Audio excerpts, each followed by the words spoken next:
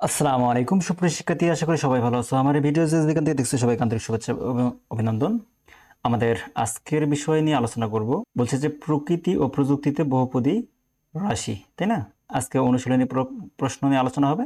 এখানে দেখো আমাদের অনুশীলনী 1 নম্বর প্রশ্ন কি বলছে, যে 3টি বাস্তব উদাহরণ থেকে বহুপদী রাশি গঠন করো। তাহলে 3টি বাস্তব উদাহরণ থেকে আমাদের বহুপদী রাশি গঠন করতে বলছে। তো আমরা সেটা কিভাবে গঠন করব সেটা দেখো। চলে যাই আমরা আমাদের মূল প্রশ্নে। তো আমাদের প্রশ্নে 1 নম্বর আমরা বলছে যে আমাদের বহুপদী রাশি গঠন করতে হবে 3টা। তো আমরা কিভাবে বহুপদী রাশি গঠন করব?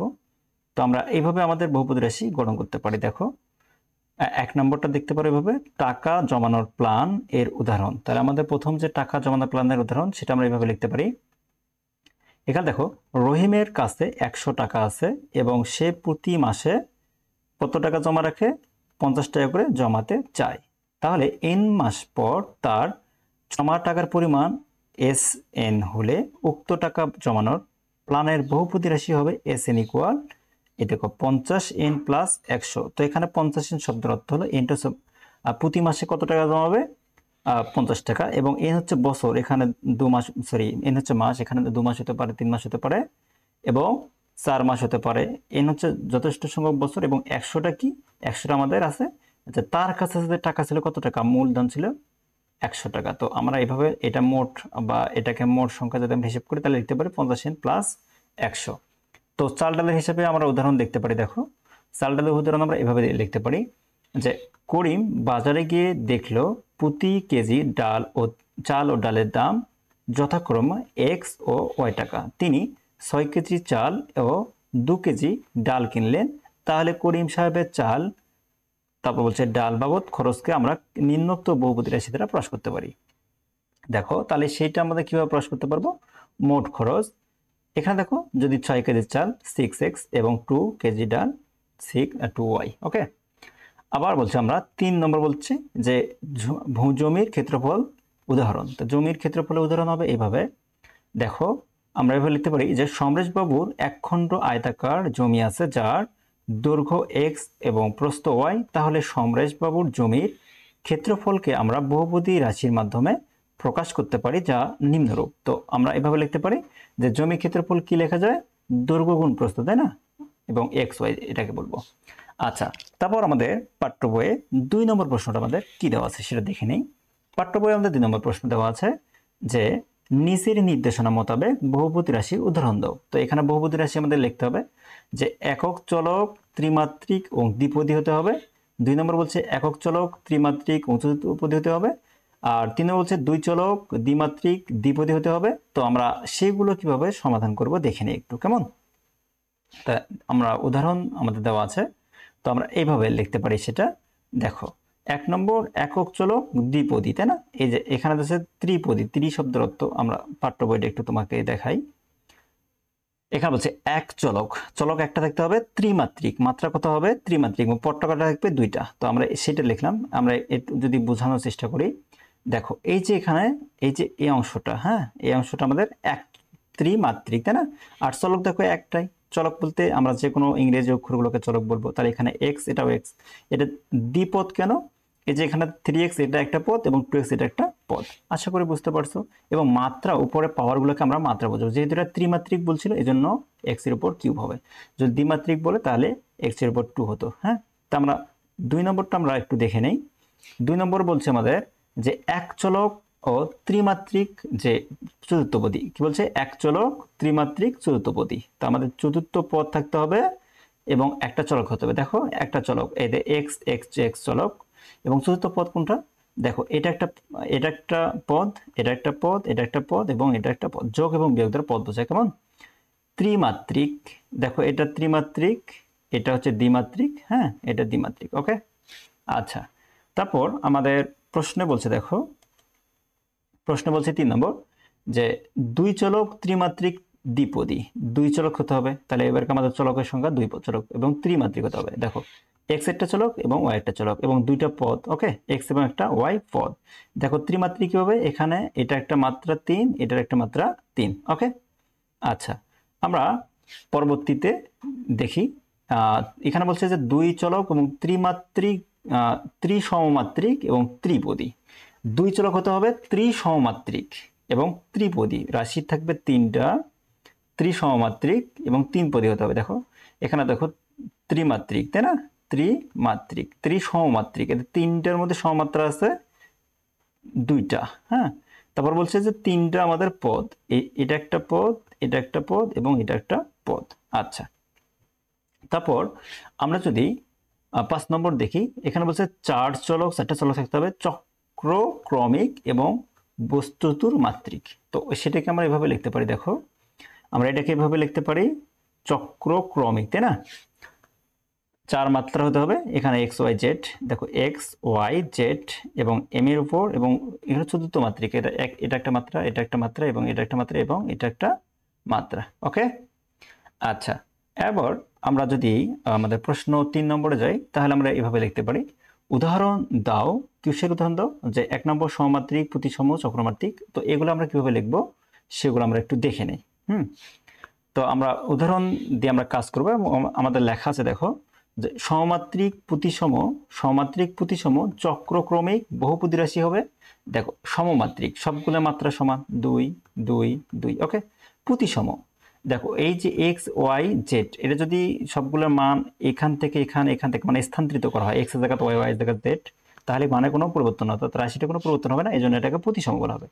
চক্রক্রমিক ঠিক একইভাবে, একই প্রশ্ন। বহুপদী, তাহলে এটা বহুপদ না, দুইয়ের অধিক পদকে আমরা বলবো বহুপদী, তাহলে এই যে এই পদটা আমাদের বহুপদ। ওকে, তারপর আমরা কয় নম্বর? 2 নম্বর আসবো, যে সমমাত্রিক প্রতিসম বহুপদী রাশি কিন্তু চক্রক্রমিক নয়। চক্রক্রমিক নয়, এটাকে আমরা বুঝবো সমমাত্রিক। তাহলে আমরা এখানে দেখো এই যে সমমাত্রা আছে x x square x square, তাই না? প্রতিসম এক্স ওয়াই জেড প্রতিসম বহুপদী, অবশ্যই এটা বহুপদী এবং চক্রক্রমিক নয়। কারণ কি? দেখো এখানে জেডের মানটা যদি আমি এক্স এর জায়গায় নিয়ে যাই, তাহলে সেটা কিন্তু কি হবে না, মানটা আমাদের এই রাশির মানটা একই থাকবে না, কারণ এখানে মাইনাস এটা প্লাস, তো মানটা পরিবর্তন হবে। যখন মানটা পরিবর্তন হবে সেটা কি হবে না, চক্রক্রমিক হবে না। ওকে, আমরা 3 নম্বর দেখবো যে সমমাত্রিক, চক্রক্রমিক এবং বহুপদী কিন্তু আমাদের কি বলছে, প্রতিসম নয়। তা আমাদের প্রতিসম নয় সেটা বিষয় বলছে।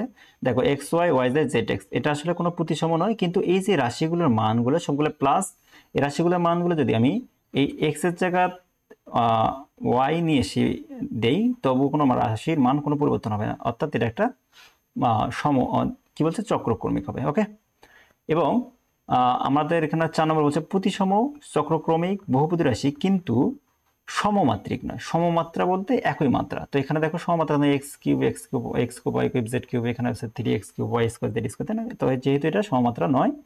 আর হচ্ছে চক্রক্রমিক বহুপদী প্রতিসম, এটা যেহেতু এটার সাথে এটা প্রতিসম আছে, তো এইভাবে আমরা এটা লিখতে পারি। তারপর আমাদের 4 নম্বর প্রশ্ন বলছে, দেখো 4 নম্বর প্রশ্নটা আমরা একটু দেখি।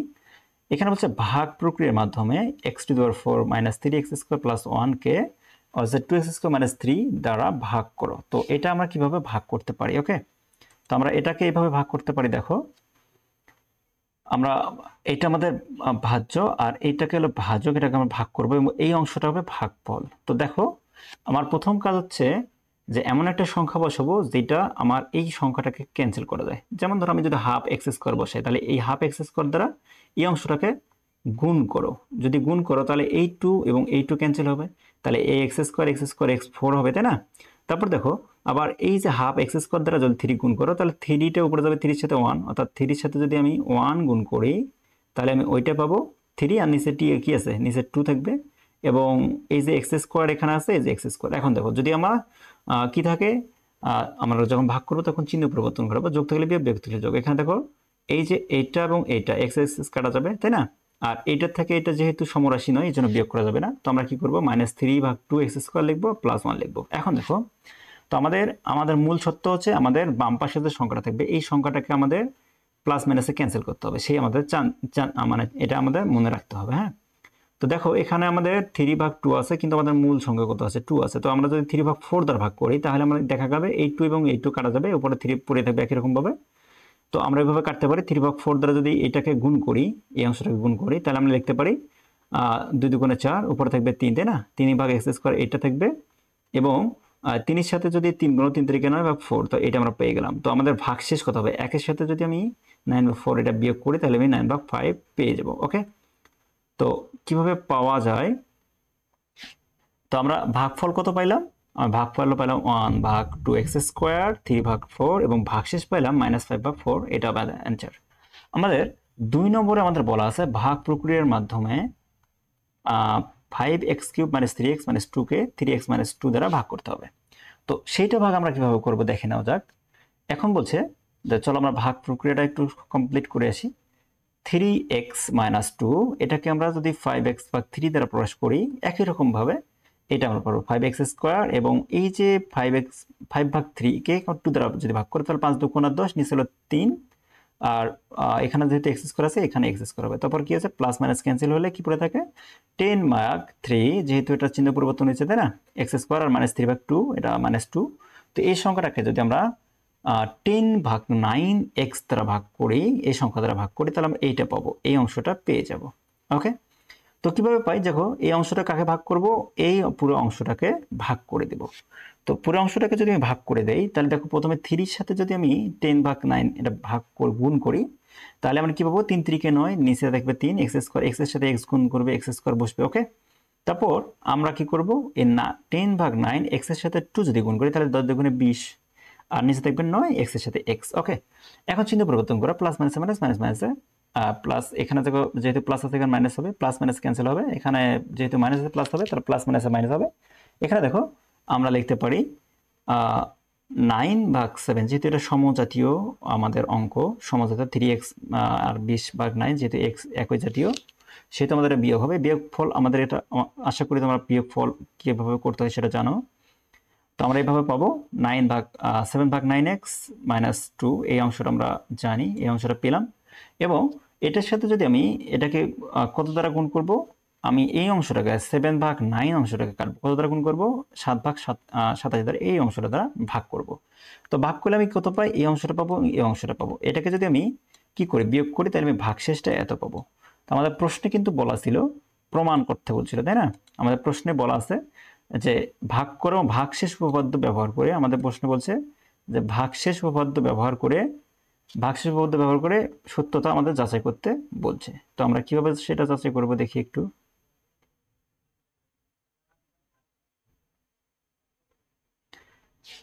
দেখো, তো আমাদের ভাগশেষ কত পাইছি, ভাগশেষ পাইছি 68/27, তাই না, -68/27, এবং ভাগফল পাইছি 5/3x² + 10/9x এবং 7/27, তাই না? এখন আমরা এই ভাগশেষ অংশটাকে যদি আমি px সমান এই অংশটাকে যদি 5/x³ এবং 3x - 2 ওই অংশটাকে যদি ধরি, তাহলে এই ভাগশেষ উপপাদ্য অনুযায়ী কি লিখতে পারি, 3x - 2 দ্বারা ভাগ করলে ভাগশেষ হবে কত, 2/39, 2/3। তো এটা 2/3 কেন, এটা অংশ যদি আমি বসাই, এই 2/3 অংশ যদি বসাই তাহলে এই রাশিটার মান কি হবে, 0 হবে। তো আমি যদি p of x অর্থাৎ p of 2/3 বসাই তাহলে আমাদের এই রাশিটার মান পরিবর্তন হয়ে এই দেখো 2 এর উপর কিউব করলে 8 হয়, এটার সাথে লসাগু করার পরে আমার এই মানটা পেয়ে গেছি। এই মানটা পাওয়ার পরে আমি এখানে যোগ বিয়োগ করে আমি কত পাইছি, 68/27। তো আমরা দেখতে পারি যে ভাগ প্রক্রিয়ার মাধ্যমে প্রাপ্ত ভাগশেষ এবং ভাগফল উপপাদ্য থেকে প্রাপ্ত ভাগশেষ সমান ও সত্যতা যাচাই করা হলো। ওকে, তো আমরা 5 নম্বর অংশ যেটা আছে সেটা আমরা দেখব। এখানে বলছে 5 নম্বর, বহুপদী রাশিগুলো কোনটি বাস্তব এবং মৌলিক, কোনটি বাস্তব এবং মৌলিক। তো আমরা 5 নম্বরে প্রশ্ন মৌলিক বিষয়গুলো একটু জেনে নেই। দেখো, নিচের বহুপদী রাশিগুলো কোনটি বাস্তব মৌলিক তা নির্ণয় করো এবং সেগুলো বাস্তব মৌলিক রাশি নয় সেগুলোকে উৎপাদকে বিশ্লেষণ করতে হবে। যেগুলো বাস্তব এবং মৌলিক, এই যে এখানে যে আমাদের 4টা বিষয় আছে, সেই বিষয়ের মধ্যে কোনটি বাস্তব এবং মৌলিক নয় সেটা আমাদের উৎপাদকে বিশ্লেষণ করব। ওকে, তো চলো আমরা দেখে নেই। তো 1 নম্বরটা আমরা যদি এইভাবে করি যে x² - 5 মানে 14, তো এটাকে আমরা এইভাবে করতে পারি। প্রদত্ত রাশিকে এই যে এই শর্ত, এটা আমাদের বই পড়েছি তাই না, x² + bx + c রাশির সাথে তুলনা করলে আমরা কি পাই, a সমান কত পাই, 1 পাইলাম, এখানে কিছু না মানে 1 আছে, এবং b সাথে তুলনা করলে -5 পাইলাম, এবং c সাথে তুলনা করলে -14 পেলাম। তো আমরা জানি b² - 4ac এটা বহুপদী একটা রাশি, তাই না, আমরা জানি হলে দ্বিঘাত বহুপদী রাশির একটি বাস্তব মৌলিক সংখ্যা হবে এবং উৎপাদকে বিশ্লেষণ করা যাবে না। যদি আমরা দেখি যে b² - 4ac 0 থেকে ছোট হয় সেক্ষেত্রে আমরা উৎপাদকে বিশ্লেষণ করতে পারবো না। সেক্ষেত্রে আমরা লিখতে পারি, দেখো B square minus 4ac, B স্কোয়ারের জায়গায় বির মান, তারপর এর জায়গাতে এর মান, তাই না, সির জায়গায় সির মান। তো আমরা দেখতে পেলাম 25 প্লাস 56, যেটা শূন্যর থেকে বড় 81। সুতরাং প্রদত্ত রাশিটি একটি বাস্তব রাশি নয়, এটা বাস্তব রাশি নয়, এবং রাশিটিকে উৎপাদকে বিশ্লেষণ করা যাবে। যেহেতু এটা বাস্তব রাশি নয় বা মৌলিক রাশি, বাস্তব মৌলিক রাশি নয়, সেহেতু এটাকে উৎপাদকে আমরা বিশ্লেষণ করতে পারবো। তো আমরা এটাকে উৎপাদকে যদি বিশ্লেষণ করি, তাহলে 14কে আমরা যদি ভাঙাই, 7 গুণে 14, এটা মিডল টার্ম করা হবে। দেখো 7 গুণে 14, এখান থেকে এই যে এক্স এক্স এবং এক্স এর মধ্যে যদি আমি লসাগু কমন নেই, এক্স পাওয়া যাবে, এক্স প্লাস 2, এবং 7 যদি কমন নেই, 7 গুণে 14, এখানে এইটা অংশ পাওয়া যাবে। তাহলে আমরা এক্স প্লাস টু সমান একটা নিলাম এবং এক্স মাইনাস 7 এটা নিলাম, এটা আমাদের উত্তর। ওকে, তো আমরা পরবর্তী যে 2 নম্বরটা আছে সেটা আমরা যদি দেখি, তাহলে আমরা এইভাবে লিখতে পারি। দেখো প্রদত্ত রাশিকে একই রকমভাবে x square B x plus C এর সাথে তুলনা করলো, তাহলে এর মান এত পাইলাম, বির মান এত পাইলাম, সির মান এত পাইলাম। তাহলে এখন আমরা বি স্কোয়ার মাইনাস 4ac, যদি এটা শূন্যর থেকে বড় হয়, সেটাও আমাদের বাস্তব মৌলিক সংখ্যা নয়, তো তাহলে আমাদের কি করতে পারবো? যদি বাস্তবে মৌলিক সংখ্যা না হয়, সেক্ষেত্রে আমরা এই অংশটাকে কি করতে পারি? উৎপাদকে বিশ্লেষণ করতে পারি। তো উৎপাদকে বিশ্লেষণ করতে গেলে আমাদের এই এখানে দেখো x square minus 5x plus 2 যেহেতু মেটালাম করা যায় না, তো আমাদের সূত্র বানাতে হবে। কি সূত্র বানাতে হবে? Square plus 2a plus B square সূত্র বানাতে হবে। এখানে যদি square plus 2a plus B square, আমাদের মান দরকার কত? 5, তো 2ab, তো এখানে এও নাই, তাই না? এই জন্য 5/2 এই অংশটাকে একবার বাড়াইছি, বাড়ার পরে এই অংশটা বাদ দিয়ে দিচ্ছি। তো বাড়ার পেছনে কারণ হচ্ছে এই পুরো অংশটা মিলে একটা সূত্র লিখতে পারবো। ওকে, এই জন্য বাড়াইছি। তো এখানে দেখো এ স্কোয়ার মাইনাস 5x প্লাস 2, তো এক্স স্কোয়ার মাইনাস 2 সূত্রে 2, এই যে এ মানে এই যে এটা, এ মানে কি এক্স, আর বি মানে এটা, আর এটা যেহেতু অতিরিক্ত অংশ এই গণিতের মধ্যে, তো এইটা অংশ কি করছে? বাদ দিছি, এবং প্লাস 2 এখানে আছে, এই যে প্লাস 2।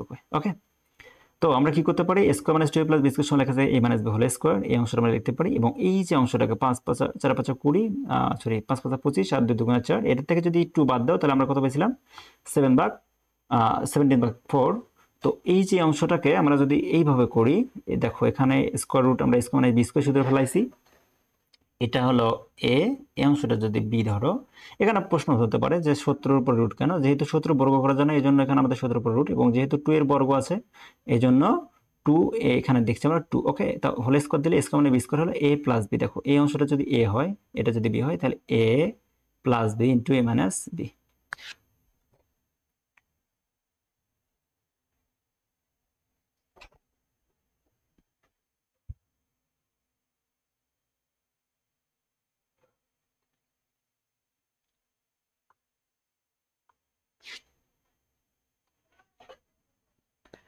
আমরা 3 নম্বরটা যদি দেখাই, দেখো কি লেখা যায়? X square plus 3x plus 1, তো এই প্রদত্ত রাশিটিকে X square plus B x plus C এর সাথে তুলনা করে পাই এ সমান এত, বি সমান এত, সি সমান এত। তো এখানে দেখো বি স্কোয়ার 4ac, এটা যদি আমরা এভাবে লিখি, তাহলে শূন্য থেকে বড় হয়। প্রদত্ত রাশিটি একটি বাস্তব মৌলিক সংখ্যা নয়, সুতরাং রাশিটিকে উৎপাদক বিশ্লেষণ করা যাবে। তো আমরা উৎপাদক বিশ্লেষণ করলে আমরা এভাবে পাবো, এটা মেরুটার্ম অংশ, তো 2x square plus 3x plus 1, তো এটাকে যে 2x square plus 3x plus 1, এটাকে দেখো 2x, মানে এখানে 2 এর সাথে কি হবে? 1 গুণ হবে, 2 কে 2, 2 এর সাথে 1 যোগ করলে 3 হয়। তো আমরা মেরুটার্ম পেয়ে গেলাম 2x square plus 2x plus x plus 1, তো এটা প্রথম অংশে 2 কমন নিলে 2x কমন নিলে x প্লাস 1, এবং এখান থেকে 1 কমন গেলে x প্লাস 1, তো x প্লাস 1 সমান একটা, এবং 2x এর সাথে প্লাস 1 থাকবে, এটা আমাদের উত্তর। তারপর আমরা যদি 4 নম্বর অংশটা দেখি, 4 নম্বর অংশটা দেখো, 3x square plus 4x minus 1, এটাকে যদি আমি এই যে ax square bx plus c এর সাথে তুলনা করি, সেক্ষেত্রে আমরা কি পাই? a সমান পাই এটা b সমান এত এবং c সমান এত। তো এটাকে আমরা শূন্য থেকে বড়, অবশ্যই যেহেতু এটা মৌলিক সংখ্যা নয়, সেহেতু আমরা উৎপাদক বিশ্লেষণ করতে পারবো। তো এটাকে আমরা যদি উৎপাদক বিশ্লেষণ করি, তো আমরা এটা পাবো 3x square plus 4x minus 1, তো এটাকে আমরা উৎপাদক বিশ্লেষণ 3 কমন নিলাম, এখান থেকে x স্কোয়ার, এখানে 4/3 1/3, তো এটাকে যদি আমরা সূত্রে রূপান্তর করি, তখনকার মতো একদম যে a square plus 2a plus B square, যেহেতু এটা বাড়তি অংশ, এই জন্য এটা কাটা দিলাম, এবং 1/3 এটা এই অংশ এখানে পড়ে আছে। তো মানে a plus B whole square, এই অংশটা হলো সূত্র আমাদের। আর এখানে যদি আমরা এটা 2 × 4 9, এখানে যদি মাইনাস মাইনাসে প্লাস করলাম, করার পরে এটা লসাগু করি, এইটা পাইলাম 4/3। তো 4/3 করার পরে এখান থেকে যোগ করলে এইটা আমি পেয়ে গেলাম। তো এটাকে যদি আমি রুট ওভার করি, তো 7/3 পাওয়া যায়। 7/3 করলে a square minus B square সমান কি লেখা যায়? কি লেখা যাবে আমাদের? a plus B into A minus B. তো আমাদের এই যে 3 into a plus B into A minus B, এটা আমাদের উত্তর। ওকে, তো আশা করি সবাই বুঝতে পারছে।